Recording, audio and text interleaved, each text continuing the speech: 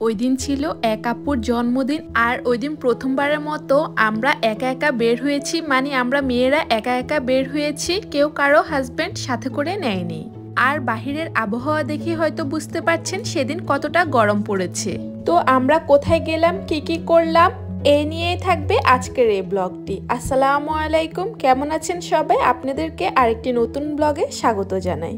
অনেকদিন ধরে প্ল্যান হচ্ছিল আমরা 4 জন মিলে একসাথে বের হব, বাট কবে ফিক্স ডেট পড়বে সেটা আমি জানতাম না। হঠাৎ করে 2টা বাজে জানতে পারি যে আমরা আজকে বের হব। তো এক আপু ফোন দিয়ে আমাকে বলে আধা ঘন্টার মধ্যে তাড়াতাড়ি রেডি হয়ে নিতে, আমরা সবাই মিলে বের হব।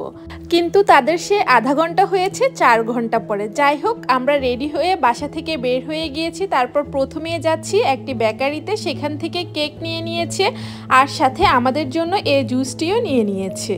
আজকে আমরা যাচ্ছি রিচমন্ড বিচে। এখান থেকে যেতে আমাদের প্রায় 22 মিনিটের মতো সময় লাগবে। সামনে যে সুন্দরী রমণীকে দেখতে পাচ্ছেন গাড়ি চালাচ্ছে, সেই হচ্ছে আজকে আমাদের ড্রাইভার। আর এই গাড়িটি কিন্তু ওর। এই বিচে আমরা এর আগে কখনোই যাইনি, কিন্তু ও আরো কয়েকবার যাওয়ার কারণে বলল বিচটি নাকি দেখতে অনেকটাই সুন্দর। তাই আমরা ওর সিদ্ধান্তেই আজকে এই বিচে যাচ্ছি। আজকে সবার প্ল্যান ছিল সবাই একসাথে শাড়ি পরবে, কিন্তু আমি পরিনি, কারণ বুঝতেই তো পারছেন ইনায়াকে নিয়ে যাচ্ছি, যেহেতু সাথে ওর বাবা যাচ্ছে না। তাই আমি চাচ্ছি না কারো আনন্দটা মাটি করতে। বেচারারা এ প্রথমবারের মতো একা একা বের হয়েছে, একটু ছবি তুলবে, আনন্দ করবে, সেখানে যদি আমি যেয়ে তাদের আনন্দটা মাটি করি সেটা কেমন দেখায় না বল। কারণ যদি আমিও শাড়ি পরতাম তাহলে দেখা যেত সবাই মিলে ইনায়াকে সামলাতে হতো, আর আমি একা ওকে তখন সামলিয়ে নেওয়া মুশকিল হয়ে যেত। তাই আমি শাড়ি পরলাম না। আর আমি যখন ভয়েস ওভার দিচ্ছি তখন আমার মেয়েও চাচ্ছে আমার সাথে কথা বলতে, তাই মাঝে মাঝে ওর শব্দ শুনতে পারবেন। দয়া করে আপনারা সেটাকে ক্ষমা সুন্দর দৃষ্টিতে দেখবেন। আমরা যে এরিয়ায় থাকি এর আশেপাশে অনেকগুলো বিচ আছে, আর এখানে রাস্তাঘাটগুলো উঁচু নিচু পাহাড়ের মতো। তবে যখন এই বিচটায় যাচ্ছিলাম, যাওয়ার যে রাস্তাটি দেখতে এতটা সুন্দর, আমাদের তো সবার মুখে একটাই কথা ছিল, জাস্ট ওয়াও। আর সবাই ভাবছিলাম আমরা এই বিচে আবারও আসব। তাহলে বুঝুন রাস্তাটি কতটা সুন্দর, আর বিচটাও কিন্তু অনেক বেশি সুন্দর। কথা বলতে বলতে আমরা প্রায় বিচের কাছাকাছি চলে এসেছি। রাস্তা থেকে বিচটি দেখতে এতটা সুন্দর, এরকম সুন্দর ভিউ আর কোনো বিচে আমরা পাইনি।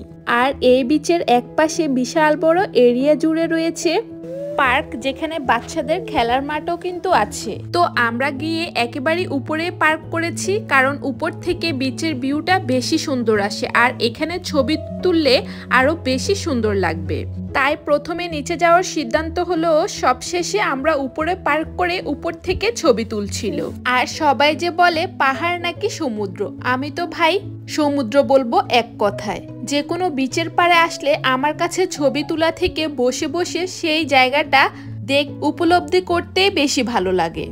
আর দেখুন জায়গাটা কত সুন্দর, এখানে ছবিগুলো সেই সুন্দর সুন্দর এসেছে। তো আজকে সবাই সবার মনের মতো করে ছবি তুলে নিয়েছে, কারণ আজকে জ্বালানোর মতো কেউ নেই, যত খুশি তত ছবি তুলে নেওয়া যায়। তাই সবাই আজকে সবার ছবি তুলে শখ মিটিয়ে নিয়েছে।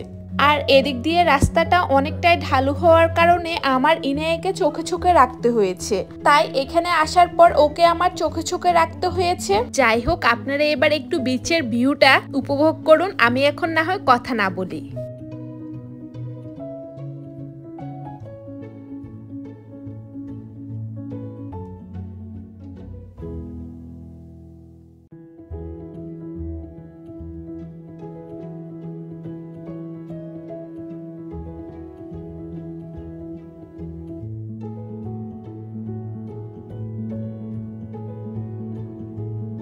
এই যে দেখুন, ওনাকে আমার হাত ধরে রাখতে হচ্ছে, কারণ উনি একটু পর পরে একটা কাক আসে, সে কাককে দৌড়াচ্ছিল, আর দৌড়াতে দৌড়াতে একেবারে কিনারায় চলে যাচ্ছে। তাই আমি ওকে ধরে নিয়ে এনে আবারও টেবিলে বসিয়ে দিচ্ছি। দেখুন সে রোদের আলোর জন্য তাকাতে পারছে না। আর বলতে পারবেন এখন কয়টা বাজে? কারো দেখে হয়তো বোঝার উপায় নেই। এখন সন্ধ্যা প্রায় 7:30 বাজে। আমরা এসেছিলাম 6টার দিকে, প্রায় 1.5 ঘন্টার মতো সময় হয়ে গেছে।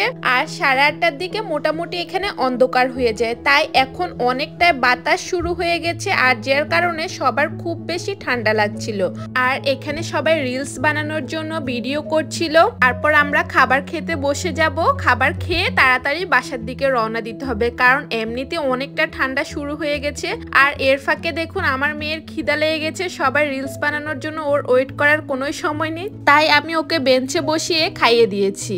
আর এই যে দেখুন এখানে অন্তরা আমাদের জন্য নিয়ে এসেছে চিকেন নাগেটস, পাস্তা, আর আপুর জন্য তো কেক আনা হয়েছে। এই নিয়েছিল আজকের আমাদের খাবার দাবার বা আয়োজন। আর আমরা যখন চলে আসছিলাম তখন এর সানসেট ভিউটা এতটা সুন্দর ছিল, সুবহানাল্লাহ, আমি এর আগে কখনোই এরকম ভিউ দেখি না। আর এই সময় এত পরিমাণ বিজি হয়ে গেছে এই পার্কটা, কি বলবো, এত মানুষের আনাগোনা শুরু হয়েছে। সবাই শুধুমাত্র এসেছে এই সানসেট ভিউটা দেখতে। যাই হোক, আমরা আর বেশিক্ষণ থাকলাম না, কারণ সবার বেশি ঠান্ডা লাগছিল। আর এর উপরে ইনাইয়া কাঁপাকাঁপি শুরু করে দিয়েছে ঠান্ডায়। যদিও ওর জন্য জ্যাকেট নিয়েছি, তবুও সে জ্যাকেট পরবে না, সে ঢং করে বেড়াবে। তাই উপায় না পেয়ে আমরাও চলে আসতে বাধ্য হলাম। এখন বাসার দিকে যাওয়ার পালা। আর এর মাঝে আমার ফ্রেন্ড দেখিয়ে দিচ্ছিল ও এদিকে কাজ করে। আর সত্যি বলতে আজকের দিনটি এত ভালো কেটেছে যে মনে থাকার মতো। আর এই প্রথমবার তো মেয়েরা একা একা বের হয়েছি, তাই সেটা আরো বেশি মনে থাকবে। আর এরই মাঝে কিন্তু বাসা থেকে ফোন চলে এসেছে, তাই তাড়াতাড়ি যেতে হবে। তাহলে ভিডিওটি আজকে এখানে রাখি। সবাই ভালো থাকবেন, সুস্থ থাকবেন, আর আমাদের জন্য দোয়া করবেন। আর আজকের ব্লগটি আপনাদের কাছে কেমন লেগেছে আমাকে কিন্তু সেটাও জানাতে পারেন। ভালো লেগে থাকলে লাইক, কমেন্ট, শেয়ার করে পাশে থাকবেন।